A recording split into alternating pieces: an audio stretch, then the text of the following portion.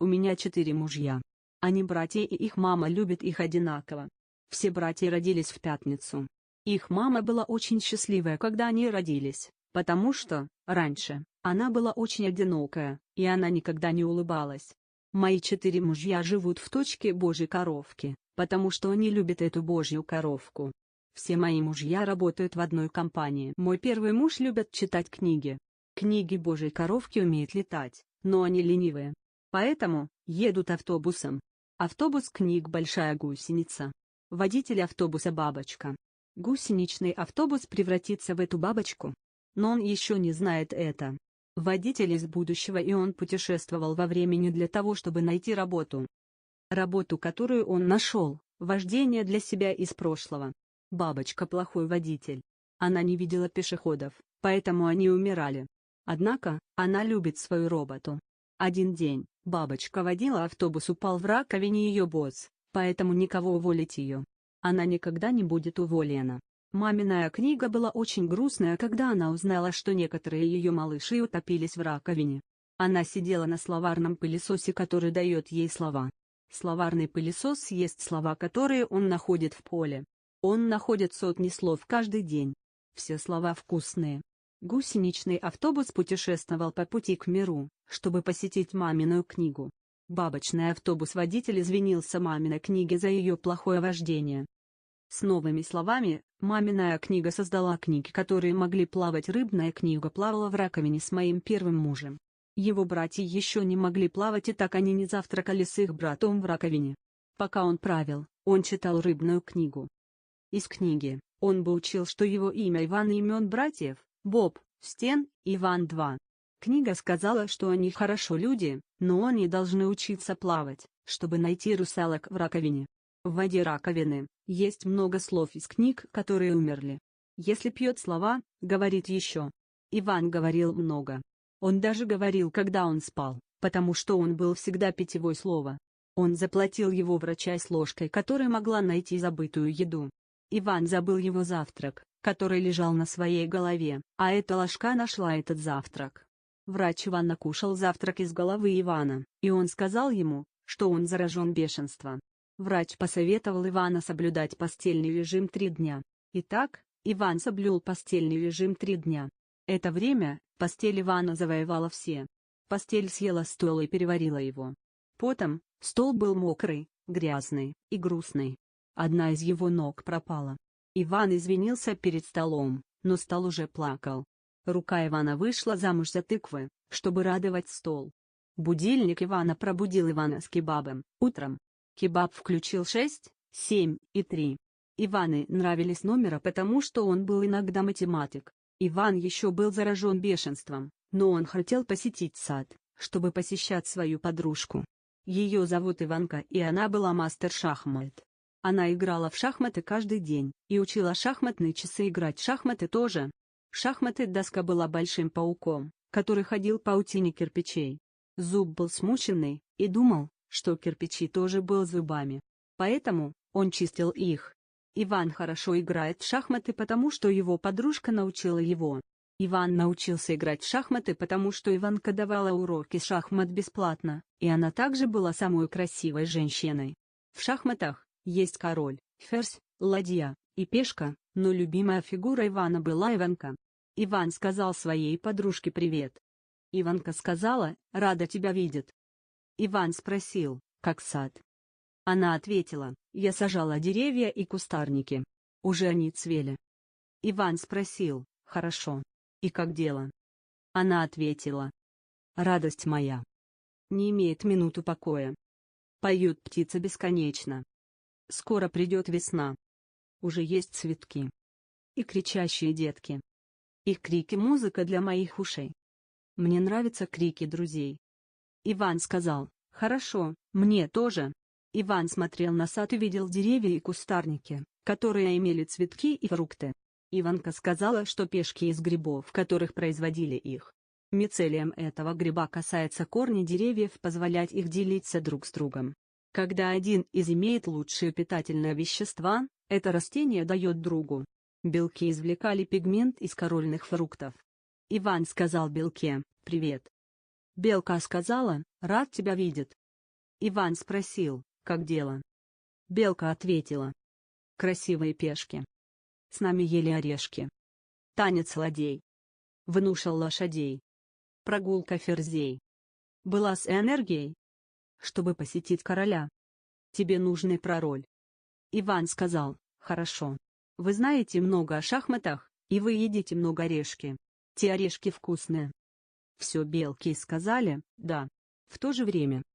Иван спросил, что это палка. Вторая белка ответила, это моя кисточка. Я пользуюсь ей каждый день. Иван спросил, как ты пользуешься ей? Белка сказала, во-первых, я извлекаю пигмент из корольных фруктов. В-вторых, я положу пигмент в горшок. В-третьих, я слюню в горшок. Слюна с пигментом смешивается и образует краску. Итак, я крашу крылышки бабочки и шарф. Иван сказал, ты очень талантливая белка, и я хочу кормить тебя орешком. Белка сказала, спасибо. Я люблю орешки. Но есть большая проблема. Облака прячутся над полушным вентилятором. Они слишком счастливые. Мы желаем, чтобы облака плакали, потому что растениям нужны и слезы облаков, чтобы расти. Иван ответил, я хочу прятаться с счастливыми облаками над полушным вентилятором. Я хочу быть счастливым, тоже. Возьми меня туда. Белка крикнула, поехали. И она поднялась на голову Ивана. Она сказала, я твоя шапка. И она вела Ивана к сараю, где облака пряталась. Ее подруга уже была там, рисовала на лифчике Иванке. Когда белка увидела ее подругу, во-первых, она была сердита. Белка крикнула подруге, ты сказала мне, что ты была на работе. Ты солгала мне. Аня, подруга белки, сказала, но это моя новая работа. Белка стала счастливой и сказала, поздравляю. Я люблю тебя. Иван видел облака, и он сел в самом большом облаке. Большое облако посмеялось и сказала, добро пожаловать. Мы счастливые облака. Меня зовут Тарас, и это мои друзья, Катя и Марина. Иван сказал, очень приятно, меня зовут Иван. Я хочу быть счастливым, тоже. Пожалуйста, посоветуйте мне. Тарас сказал, я слушаю свой внутренний мир. Мой внутренний мир сказал мне быть счастливым.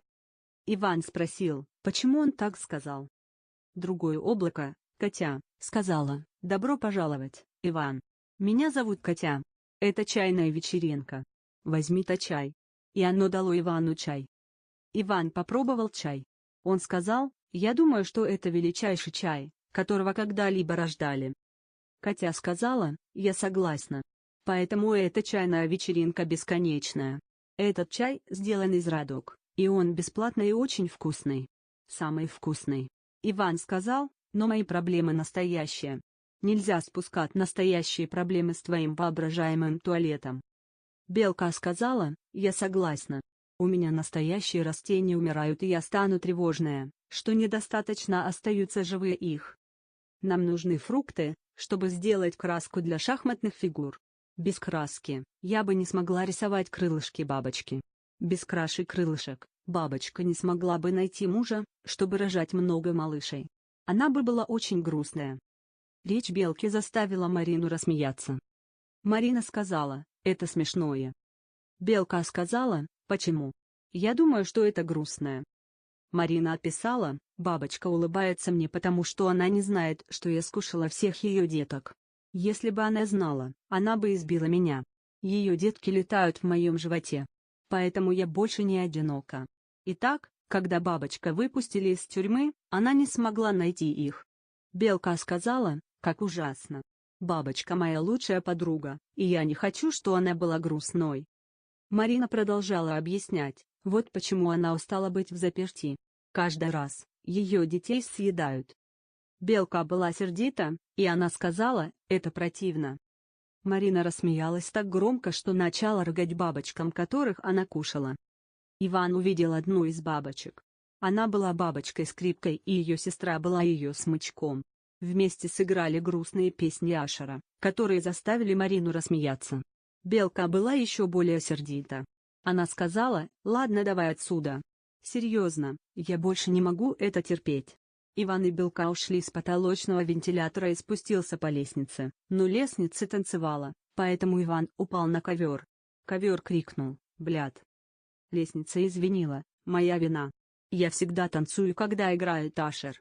Ашер мой любимый музыкант». Ковер сказал лестнице: «Не беспокойся. Я привык страдать». Кошачий ковер объяснил: 6 месяцев назад я был типичной кошкой. Я охотился на мышей и крыс, чтобы кусать их и говорить им шутки, так, чтобы их смерти были бы приятных.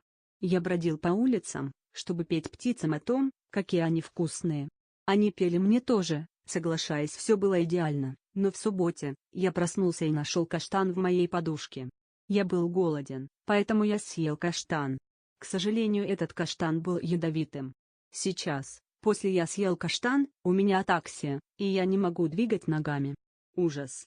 Я хочу танцевать снова, но я ковер. Зуб чистил лестницы после того, что лестница одела носки. Ее любила носки желтые и голодные. Шейк Шак был фоторамка на стене. Стена всегда была голодной, поэтому лестница кормила ее булочки и картофель фри из Шейк Шака, с ложкой и рукой, пока бабочка Скрипко и ее сестра играли песни Ашера. Детка лестницы была литера Н, и она пила молоко лестницы.